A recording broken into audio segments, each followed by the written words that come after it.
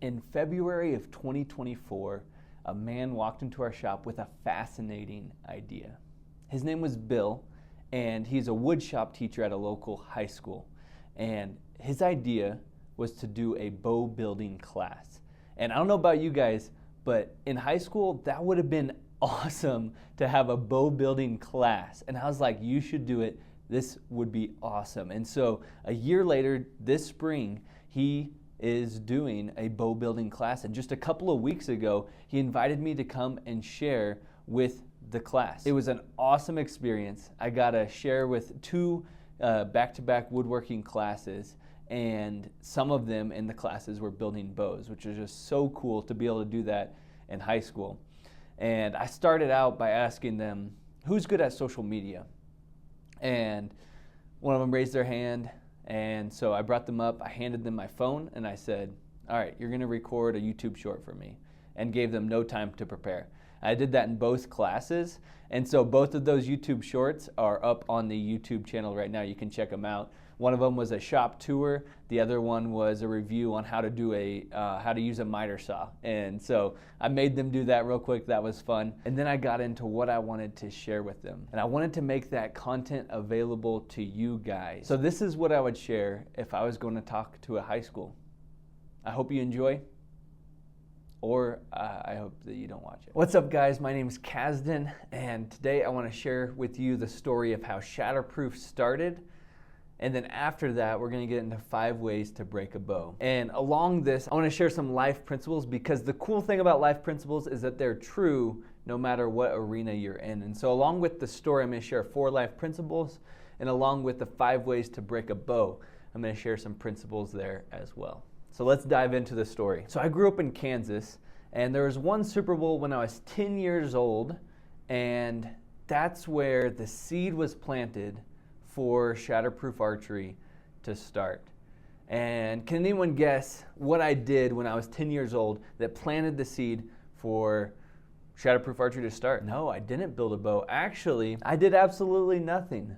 But someone who did do something was my brother Kramer. He was about 14 at the time, and he was bored with the Super Bowl, and so he was like, I'm gonna build a bow. He had wanted to have a traditional bow but didn't have the money for it, and so he decided he was gonna build himself his own bow. So he went down to our local cemetery and cut down an Osage orange tree, which was probably illegal and probably a little creepy, honestly, at nighttime, 14-year-old in a cemetery. But he got his tree, came back to the garage, and started shaping it into a bow.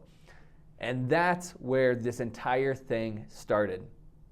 I did absolutely nothing, which leads me to the first principle, which is nobility. Why nobility?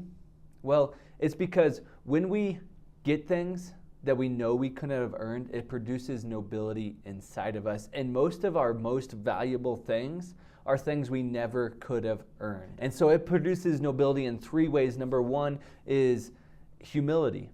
Humility is more noble than pride. And number 2 is our noble position. Any position that we've been given that's really valuable has been given to us as a gift. It's not something we've earned. Any position that can be easily taken away from us probably isn't that valuable. So our position as children of our parents, that can't be taken away from us, and it was a gift. If you believe in God, your position as a son or a daughter has been given to you as a gift. And then thirdly, it produces nobility in us like a noble gas. The thing that's special about noble gases is that they don't react. They are imperturbable. They are unoffendable. And so that's what that produces in us. When we realize that what we've been given is a gift, that we didn't earn it, then we're not worried about losing it. And so when we're solid in that position, that identity, then we're unshakable. We're not offendable when people say things. We actually welcome challenging things because they help us grow. So fast forward about 10 years to 2020. Do you guys remember 2020? I remember 2020, and it was a little crazy. I was at the national basketball tournament for the NAIA. We had made it to the Sweet 16, so we were getting ready to play. In the Sweet 16, our coach comes into the hotel room and is like, pack up, we're going home. And I thought he was joking, but he wasn't. And so we packed up and we went home. And when I got home, I found out that Kramer had been working on something that I had no clue about. Kramer didn't tell anyone, but he had been working on overcoming his fear of the camera. And so he decided to make some YouTube videos. And he liked bow building, so he's like, I'll make some YouTube videos about bow building. And so he's been making these videos, and at this point he had made about 150 videos. And he had like 1,000 subscribers and sold like 3 bowstrings. And then all of a sudden in February 2020, he posted a video that took off. It's called DIY High Performance Board Bow. And it got like 1 million views in a couple of months. And so at the end of that video, he was like, hey, if anybody needs a bowstring, let me know. And a lot of people let him know. And so he couldn't even make YouTube videos anymore because he was making so many bowstrings. And so when I got sent home from school, he reached out to me and was like, hey, would you be interested in like a part-time job, make a little bit extra money? And I was like, that'd be awesome. I'm about to get married here in like a month, and I don't have any income. Can't really get jobs anywhere because of COVID. That would be amazing to have like a remote job. And so from Kansas, I drove to Arkansas. On a Friday night, we worked on bowstrings for a couple of hours. He taught me, showed me the jigs. Saturday, we worked on bowstrings, then I drove home, and he gave me like a jig that I can make bowstrings at home. And so in my parents' living room, started making bowstrings and then shipping them out to you guys. And that's where I started with Shatterproof Archery. That brings me to the second life principle, which is setbacks are setups. And what I mean by setbacks are setups is that when he was afraid of a camera, that was a setback. But he treated it as a setup, as an opportunity to overcome his fear. Me getting sent home from the National Basketball Tournament, that was a setback, but it opened up an opportunity for me to start a career that I'm doing still today. When we view setbacks as setups, then hard things are opportunities to grow. Another way to say it is that crap is your locksmith. Or when you bump your head on the rafter, you found your next floor. After a few months of making bowstrings, we began expanding into other archery products. So at the beginning, we had 3 color combinations and like 12 bowstring lengths, and that was it. So we had like 36 different options for bowstrings. But then we started adding other options and started doing leather goods and bows. And on the bowstrings, we added up to 14 colors and 3 different materials and customizable loop sizes and different serving sizes and invincible loops and beaver string silencers. We started adding a lot of options. And so we went from like 36 options to over 40 quintillion options, which is what we have today. As we were growing, it led to complexity, and the complexity was killing the growth. And that leads to the third principle, which is that simple is better, because growth leads to complexity, complexity kills growth, so we always have to simplify. You have to simplify around something. So in my marriage, I'm simplifying around a healthy relationship with my wife. In our home, we're simplifying around things that add value to our life. If we pick up something and we're like, does this add value to my life? Yes, it does. We're gonna keep it. But if it doesn't add value, then we get rid of it. That's what I mean by simplifying around something. You gotta simplify around a principle, person, or relationship. When I came to my senior year at college, Kramer asked me, hey, do you wanna come work for me full time? And my wife and I, we decided, let's do it. So we moved from Oklahoma to Colorado to work with Kramer full time. And at this time, we were ready to take the business to the next level, and we already had it in our DNA, what we needed, but we hadn't articulated it yet. And we began to articulate, what does it mean to take the business to the next level? And the way I summarize it is hospitality. How I define hospitality is exceeding expectations. And when we do a good job of exceeding expectations, it leads to people sharing legendary stories. If you want someone to feel loved, find out what their expectation is, and then go above that. Go above and beyond. Exceed their expectations, and they will feel thought of. It's called thoughtfulness. And when people feel thought of, they feel loved. So how do we do this? How do we exceed expectations? Well, we started implementing some simple things that we could do to exceed expectations. For example, our packaging, we put a wax seal on the packaging for our bowstrings, because people don't really expect that, and it's a touch that makes people feel like we were thinking of them when we're making the string. We write their name on the string card so that they know that it was personally handmade by us. If someone orders the wrong string, it's not an issue for us. We'll send them the replacement string before they send the wrong string back, and we won't charge them for it. We'll pay for the return label. If something gets lost in shipping, we'll send a replacement order to them for no cost. Another example of hospitality is that I had someone reach out a couple months ago, and they had placed an order, and they're like, hey, sorry, I thought I set up like a payment plan. I'm not able to afford this right now. Can you cancel my order? And I was like, sure, I got you, canceled the order. And then they reached back out and they were like, hey, actually got the funds now. Can you go and put the order through? So sorry about the confusion. My wife, we just found out she has breast cancer, and this bowstring and quiver, it's for our daughter, and she just needs something to do right now. And so I responded and said, don't worry about paying for the order. It's on its way to you, and we're praying for your wife to be healed. Little things like that go a long way in exceeding expectations and taking care of people. I think that all businesses should try and exceed expectations. An example of a business not doing this well is Etsy. I sell through Etsy, and it's not the only place I sell, which I'm very grateful for, because they shut down the Etsy store. And I've reached out to them multiple times over the last 3 months, and through email, through Help Center, and no one will get back to me. They blew my expectations under the water.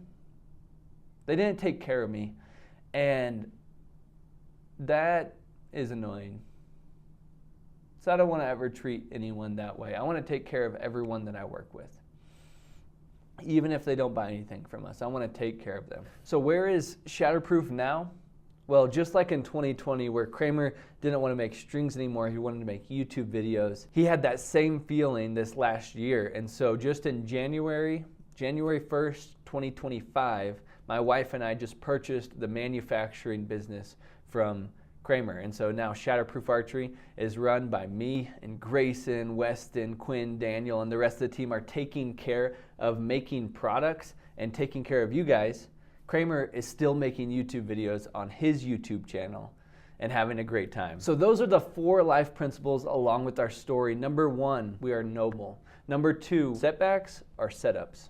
We are shatterproof. We're unbreakable. Number 3, simple is better. We are simple, and we simplify around something. And number 4 is that we are hospitable. We take care of people. We exceed their expectations. Now let's jump into 5 ways to break a bow. The first way to break a bow is to have a poor first creation. And I'll give an example of what I mean by a poor first creation. Kramer and I did a competition last year where we both built a bow in under 30 minutes. And in this video is on the Shatterproof Archery YouTube channel. And we both built a bow in under 30 minutes. The bows didn't turn out the same. They turned out a little bit different, and the difference came from our first creation. So the first creation for Kramer was he wanted a 40-pound bow. He wanted a 68-inch bow. He wanted to taper from 3/8 inch to 1/2 inch, or 1/2 inch to 3/8 inch, and he knew exactly what he wanted, whereas I didn't really know what I wanted. I thought maybe I'd add a backing and try and glue it real quick. I thought maybe I'd add a handle. I had some ideas, but my first creation wasn't clear. And so Kramer's bow turned out to be a 40-pound bow, perfectly tillered, that shoots great. Well, my bow turned out to be this, which is better than some, but not good. Not very good at all. And it doesn't shoot very well. And so this was a reflection of my first creation. And with anything we do in life, our second creation is going to be a reflection of our first creation. So be thoughtful and intentional about what you want out of a bow. What's your goal for it? And then you can make decisions based on that. And with anything you do in life, have a solid first creation. Know where you're going. Number 2 is to choose the wrong materials. The material you build the bow out of is like the identity of a bow. And just like when we put our identity in the wrong things, when we have a little pressure put on us, we snap. Same with a bow. If you put the wrong materials into a bow and you put some pressure on it, it's gonna snap. So some great bow building materials: hickory, osage. For backings, bamboo, fiberglass. There's tons of materials you can build bows out of. Tons of them. But there are some materials that are going to break just because they're the wrong material. And so make sure you choose the correct materials when you're building a bow, and make sure you choose the correct thing to put your identity in, something that's not going to let you down. Number 3 is a poor glue up. A poor glue up comes from poor preparation. And Chris Voss said that we don't rise to the occasion. We fall to the highest level of our preparation. So with a glue up, how you can do a good job preparing is to clean the area you're going to be gluing up in. Make sure there's no dust, dirt, grime. Clean the materials for the glue up. Do a dry run. Put everything together without the glue. Make sure it all fits. Make sure you got your clamps you need, everything like that. And when you are prepared for the glue up, you're going to have a great glue up. If you aren't prepared for the glue up, you're probably going to have a bow that delaminates because of a poor glue up. Number 4 is a poor tiller. A tiller is how the bow bends. So as you can see here, it doesn't bend evenly. This is called a hinge. The bow doesn't bend evenly, and when you have a poor tiller, your bow will most likely break. And in our lives, the tiller is like humility, being willing to learn, being willing to change. And if we're prideful, it's like not wanting to be tillered. And so we'll snap when the pressure's put on. But if we're humble, we'll be shaped by pressure and we'll add efficiency to growth. Number 5 is to dry fire a bow. Ambition without purpose is a dry fire. And a dry fire, all that is when you shoot a bow with no arrow in it. And if you shoot a bow with no arrow, the bow can explode. It's actually crazy because usually when you shoot a bow, there's a bunch of energy that's transferred into the arrow. But if you shoot a bow with no arrow, that energy's got to go somewhere, and it will go into the limbs and it will probably break. Especially if you draw it past like 20 inches. It's gonna probably explode if you let the bow go. It's very scary. And so don't shoot a bow without an arrow. Don't have ambition without purpose. Ambition is great, but it's gotta have purpose. Thank you so much for watching. If you guys have any questions about bow building or our story, I would love to answer them. And so drop it in the comments, and I'm gonna send a free archery glove to the most thoughtful question in the comment section. Stay shatterproof. I'll see you guys on the next video.